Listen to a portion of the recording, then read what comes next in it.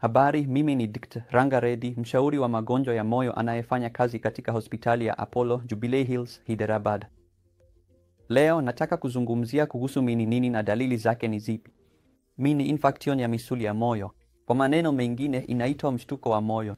Basi ni dalili gani unazopata kabla ya kupata Kwa kawaida tunapata usumbufu kifuani na ugumu wa kupumua. Inaweza kusambaa kwenye shingo, mgongo, mikono au unaweza kupata jasho, kizunguzungu, kuhisi kichwa chepesi na miwako ya joto. Hivyo hizi ndizo dalili za msingi ambazo mara nyingi tunapata wakati wa Kwa hiyo kama tayari imetokea, unaweza kupata ugumu wa kupumua kwa shida wakati wa kufanya kazi au hata ukiwa umepumzika. Kwa hiyo kama una dalili kama hizi, unapaswa kwenda kumuona daktari wa moyo aliye karibu nawe au angalau upime EKG na umuone daktari haraka iwezekanavyo.